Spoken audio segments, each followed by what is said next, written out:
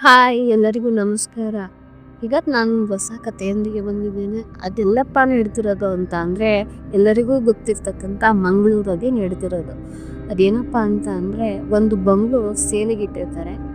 ಆ ಸೇಲಿಗಿಟ್ಟಿದ್ದಾರೆ ಅಂದರೆ ತಗೊಳಕ್ಕೆ ಅವರು ಇವರು ಬರ್ತಾ ಇರ್ತಾರೆ.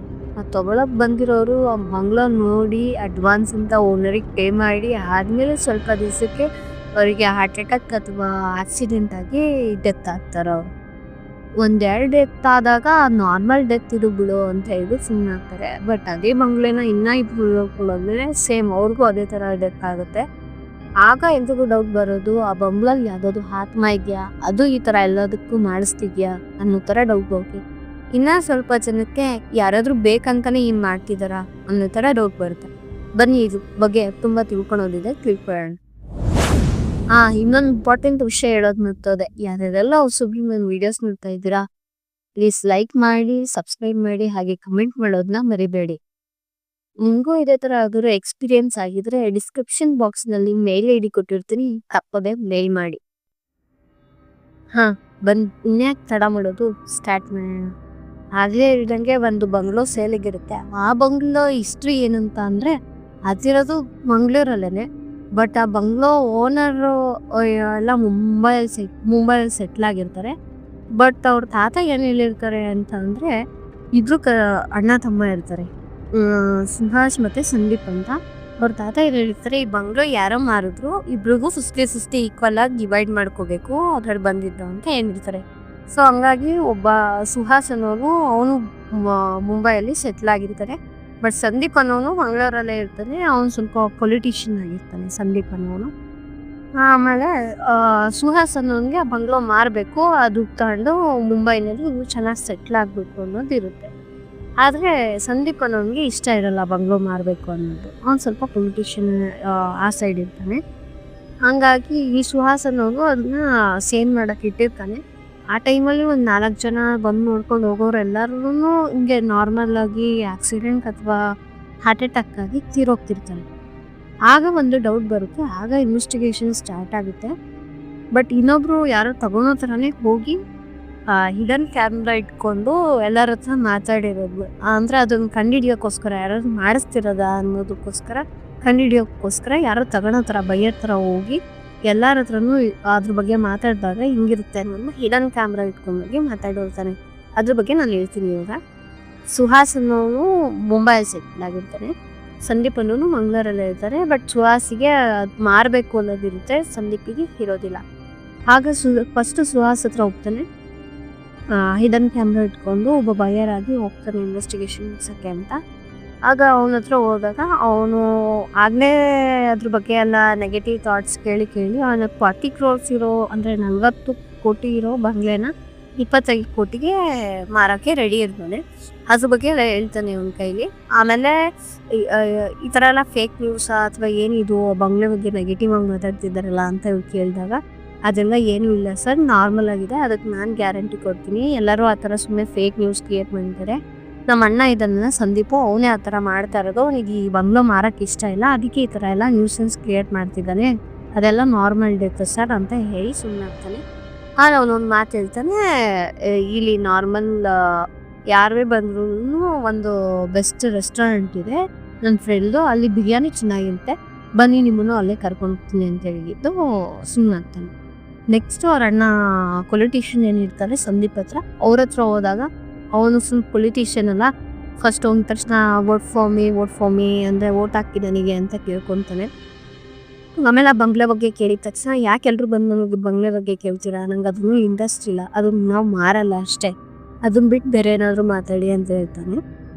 ಅವ್ನು ನಂಗೆ ಅಂದಾಗ ಇವ್ರು ಹೋಗಿರೋರು ಏನಂತಾರೆ, ಇಲ್ಲ ಬಂಗ್ಲೋ ತಗೋಬೇಕು ಅಂತ ಅಂದ್ಕೊಂಡಿದ್ದೀವಿ, ಅದಕ್ಕೆ ನಿಮ್ಮ ಒಪಿನಿಯನ್ ಏನಂತ ಕೇಳಕ್ಕೆ ಬಂದು, ಅದೇನೋ ಫೇಕ್ ನ್ಯೂಸ್ ಎಲ್ಲ ಓಡಾಡ್ತಿದ್ದೆಲ್ಲ, ಅದಕ್ಕೆ ಒಂದ್ಸಲ ನಿಮ್ಮ ಹತ್ರ ಕೇಳೋಣ ಅಂತ ಬಂದೆ ಅಂತ ಅಂತಾರೆ. ಆ ಥರ ಏನು ಫೇಕ್ ನ್ಯೂಸ್ ಇಲ್ಲ, ಬಟ್ ಆ ಬಂಗ್ಲೋ ಮಾರೋದಿಲ್ಲ, ನೀವು ಯಾರು ಬರೋಕ್ಕೆ ಹೋಗ್ಬೇಡಿ ಅಂತ ಹೇಳ್ಬಿಟ್ಟು ಕಳಿಸ್ಬಿಡ್ತಾನೆ ಅವ್ರನ್ನ. ನೆಕ್ಸ್ಟು ಬಂಗ್ಲೋ ಸ್ವಲ್ಪ ದಿನದಿಂದ ಫುಲ್ಲು ಖಾಲಿ ಇರುತ್ತೆ. ಬಟ್ ಅದಕ್ಕೂ ಮುಂಚೆ ಇವರೆಲ್ಲರೂ ಆ ಬಂಗ್ಲಾದಲ್ಲಿದ್ದಾಗ ಒಬ್ಬರು ವಾಚ್ಮ್ಯಾನ್ ಅಂತ ಇರ್ತಾರೆ. ಆ ವಾಚ್ಮ್ಯಾನ್ ಈಗಿಲ್ಲ, ಬಟ್ ಅವ್ರ ಮಗ ಅದೇ ಮನೇಲಿ ಹುಟ್ಟಿ ಬೆಳೆದಿರೋದು ವಾಚ್ಮ್ಯಾನ್ ಮಗ. ಅವನಿಗೆ ಇದ್ರ ಬಗ್ಗೆ ಗೊತ್ತಿರುತ್ತೆ ಅಂತ ಹೇಳ್ಬಿಟ್ಟು ಅವನು ಇವಾಗ ಸದ್ಯಕ್ಕೆ ಅವಾಗಲೇ ಸುಹಾಸ್ ಹೇಳ್ದಂಗೆ ಯಾವ ರೆಸ್ಟೋರೆಂಟ್, ಆ ರೆಸ್ಟೋರೆಂಟ್ ಓನರ್ ಆಗಿದ್ದಾನೆ. ಅದೇ ರೆಸ್ಟೋರೆಂಟಲ್ಲಿ ಸುಹಾಸ್ ಹೇಳಿದ್ದು ಬಿರಿಯಾನಿ ಚೆನ್ನಾಗಿರುತ್ತೆ ಅಂತ. ಆ ರೆಸ್ಟೋರೆಂಟ್ ಆಗಿರ್ತಾರೆ. ಅವನ್ನ ಮೀಟ್ ಮಾಡಿದಾಗ ಅವ್ನು ಹೇಳೋದು, ಇಲ್ಲ ಬಿಡಿ ಆ ಬಂಗ್ಲೋ ಯಾರಿಗೂ ಮಾರಲ್ಲ ಅವರು, ಇಲ್ಲೇ ಅದ್ರ ಬಗ್ಗೆ ಎಲ್ಲ ನಾನು ಏನು ಕೇಳಕ್ಕೆ ಹೋಗ್ಬೇಡಿ, ಆ ಬಂಗ್ಲೆನೇ ನಾನು ಹುಟ್ಟಿ ಬೆಳೆದಿದ್ದು, ಆ ಥರ ಏನೂ ಇಲ್ಲ ಅಂತ ಹೇಳ್ಬಿಟ್ಟು ಅವನು ಅಷ್ಟೇ ಹೇಳ್ಬಿಟ್ಟು ಸುಮ್ಮನೆ ಆಗ್ತಾನೆ. ನೆಕ್ಸ್ಟು ಆ ಬಂಗ್ಲೋ ಪಕ್ಕ ಒಂದು ಮನೆ ಇದೆ, ನೈಬರ್ಸ್ದು, ಅಂದರೆ ಅಕ್ಕಪಕ್ಕದ ಮನೆ ಇರುತ್ತಲ್ಲ ಆ ಥರ ಒಂದು ಮನೆ ಇದೆ. ಅಲ್ಲಿ ವಿಷ್ಣು ಮತ್ತು ಲಲಿತಾ ಅಂತ ಗಂಡ ಹೆಂಡತಿ ಇಬ್ಬರು ಇರ್ತಾರೆ. ಜೊತೆಗೆ ಅವ್ರದ್ದು ಒಂದು ನಾಯಿ ಇರುತ್ತೆ, ಚಿಂಟು ಅಂತ. ಬಟ್ ಅವರು ಗಂಡ ಹೆಂಡತಿ ಏನಿರ್ತಾರೆ, ಅವ್ರ ಗಂಡ ಮಿಸ್ ಆಗಿರ್ತಾನೆ. ಬಟ್ ಎಲ್ಲೋಗಿದ್ದಾನೆ ಏನಾಗಿದ್ದಾನೆ ಅಂತ ಗೊತ್ತಿರಲ್ಲ ಸುಮಾರು ವರ್ಷದಿಂದ.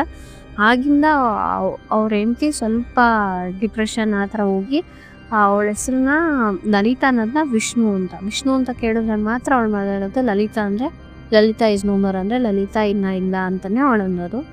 ಹಾಗೆ ಅವ್ರ ನಾಯಿ ಕೂಡ ಇರೋದಿಲ್ಲ, ಬಟ್ ಆದರೂ ನಾಯಿ ಇದೆ ಅನ್ನೋ ಥರ ಫೀಲ್ ಮಾಡ್ತಿರ್ತಾಳೆ. ಚಿಂಟು ಕಮಿಯರ್ ಬಾಯಿಲಿ ಹಂಗೆ ಹಿಂಗೆ ಅಂತ ಮಾತಾಡ್ತಿರ್ತಾಳೆ ಒಬ್ಬೊಬ್ಳೆ. ಸ್ವಲ್ಪ ಅಬ್ನಾರ್ಮಲ್ ಆಗಿರ್ತಾರಲ್ಲ, ಮೈಂಡ್ ಸೆಟ್ ಕರೆಕ್ಟಾಗಿರಲ್ಲ ನೋಡಿ, ಆ ಥರ ಮಾತಾಡ್ತಿರ್ತಾರೆ. ಯಾರ ಮೇಲೂ ಡೌಟ್ ಬರಲ್ಲ, ಬಟ್ ಇವ್ರು ನೋಡಿದ್ರೆ ಅಬ್ನಾರ್ಮಲ್ ಇರಲಿ ಬಿಡೋ. ಬಟ್ ಆದರೆ ಬಂಗ್ಲೋ ನೋಡೋಕೆ ಬಂದವ್ರಿಗೆಲ್ರಿಗೂ ಇವಳು ಕರೆದು ಕಾಫಿ ಕೊಡ್ತಿದ್ಲು. ಆಮೇಲೆ ಅದೊಂದು ಪ್ಲಸ್ ಪಾಯಿಂಟ್. ಮತ್ತು ಅವನು ಸುಹಾಸ್ ಅನ್ನೋನು ಏನು ಓನರ್ ಇದ್ದಾನೆ, ಅವನು ಎಲ್ಲರೂ ಯಾರ್ಯಾರು ಬಂದರು ಬಂಗ್ಲೋ ನೋಡೋಕ್ಕೆ ಅವ್ರನ್ನ ರೆಸ್ಟೋರೆಂಟಿಗೆ ಕರ್ಕೊಂಡೋಗಿ ಬಿರಿಯಾನಿ ತಿನ್ನಿಸಿದ. ಬಟ್ ಎಲ್ರಿಗೂ ಅವನ ಮೇಲೆ ಡೌಟ್ ಇರುತ್ತೆ. ಬಟ್ ಹಿಂಗೆಲ್ಲ ಇನ್ವೆಸ್ಟಿಗೇಷನ್ ನಡೆದಾಗ ಡೈರೆಕ್ಟ್ ಒಂದ್ಸಲಿ ಪೊಲೀಸ್ ಸ್ಟೇಷನಲ್ಲಿ ಇನ್ವೆಸ್ಟಿಗೇಷನ್ ಕರೀತಾರೆ ಎಲ್ರೂ ಇದರಲ್ಲಿರೋರ್ನೆಲ್ಲ. ಬಟ್ ಅಲ್ಲಿ ಕರೆದಾಗೂ ಸೇಮ್ ಇದೇ ಥರನೇ ಹೇಳ್ತಾರೆ ಡೈರೆಕ್ಟಾಗಿ ಬಂದಾಗೂ. ಹಾಗಂತ ಸ್ವಲ್ಪ ದಿನ ಹಂಗೆ ಇನ್ವೆಸ್ಟಿಗೇಷನ್ ನಡೀತಿರುತ್ತೆ. ಬಟ್ ಒಂದಿನ ಏನಾಗುತ್ತೆ ಅಂತ ಅಂದರೆ, ಇವಳು ಏನಿರ್ತಾಳೆ ಲಲಿತಾ ಅನ್ನೋಳು ಹಸ್ಬೆಂಡು ಮಿಸ್ ಆಗಿರ್ತಾರಲ್ಲ, ಅವಳೇ ಒಂದಿನ ಪೊಲೀಸ್ ಸ್ಟೇಷನ್ಗೆ ಹೋಗಿ ನಾನೇ ಇದನ್ನೆಲ್ಲ ಮಾಡ್ತಾ ಇರೋದು ಅಂತ ಹೇಳ್ತಾಳೆ. ಯಾಕೆ ಅಂತ ಕೇಳಿದಾಗ ಅವ್ರ ಹಸ್ಬೆಂಡ್ಗೂ ಮತ್ತು ಅವ್ರ ಗಂಡಂಗೂ ಮತ್ತು ಅವ್ರ ಹೆಂಡತಿಗೂ ಇಬ್ರಿಗೂ ಜಗಳ ಆಗಿರುತ್ತೆ ಅಂದರೆ ತುಂಬ. ಅವಳು ಸ್ವಲ್ಪ ಶಾರ್ಟ್ ಟೆಂಪರ್ ಆಗಿರೋದ್ರಿಂದ ಯಾವುದೋ ಒಂದು ಸೀಟಲ್ಲಿ ಅವನ್ನ ಸಾಯಿಸ್ಬಿಟ್ಟಿರ್ತಾಳೆ. ಆ ಸಾಯಿಸಿದ್ದು ಹೆಂಗೋ ಬಂಗ್ಲೆ ಕಾಲಿರುತ್ತಲ್ಲ ಅಲ್ಲೋಗಿ ಮುಚ್ಚಾಕಿರ್ತಾಳೆ. ಬಟ್ ಅವ್ರ ನಾಯಿ ಏನಿರುತ್ತೆ ಮುಚ್ಚಾಕಿ ಜಾಗದಿಂದ ತೋಡ್ಬಿಟ್ಟು ಅವನ್ನ ಈಚೆ ತೆಗ್ದುಬಿಡುತ್ತೆ. ಅದಕ್ಕೆ ಆ ನಾಯಿನೂ ಸಾಯಿಸ್ಬಿಟ್ಟು ಅದೇ ಜಾಗದಲ್ಲಿ ಮುಚ್ಚಿಬಿಡ್ತಾಳೆ. ಅದಕ್ಕೋಸ್ಕರ ಆ ಬಂಗ್ಲೋ ಯಾರೋ ತಗೊಂಡ್ರು ಇವಾಗ ಹೊಸ್ದಾಗಿ ಕನ್ಸ್ಟ್ರಕ್ಷನ್ ಮಾಡಕ್ಕೆ ಬರ್ತಾರಲ್ಲ, ಆಗ ಸಿಕ್ಕಾಕೊಳ್ತೀರಿ ಅನ್ನೋ ಅದಕ್ಕೋಸ್ಕರ ಅವಳು ಆ ಥರ ಕೆಲಸ ಮಾಡಿರ್ತಾಳೆ. ಅವಳೇ ಎಲ್ಲ ಹೋಗಿ ಹೇಳ್ತಾಳೆ. ಅಂದರೆ ಅವಳು ಏನು ಮಾಡ್ತಿರ್ತಾಳೆ ಅಂದರೆ, ಕಾಫಿ ಎಲ್ರಿಗೂ ಬಂದು ಕೊಡ್ತಿರ್ತಾಳಲ್ಲ, ಎಲ್ರಿಗೂ ಕರೆದು ಕಾಫಿ ಕೊಡ್ತಿರ್ತಾಳೆ.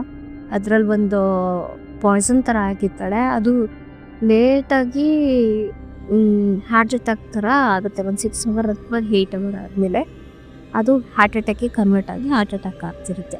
ನಾರ್ಮಲ್ ಡೆತ್ ಥರ ಇರಬೇಕು, ಬಟ್ ಇವ್ರು ಮಾಡಿದ್ದಾಳೆ ಅಂತ ಗೊತ್ತಾಗ್ಬಾರ್ದು.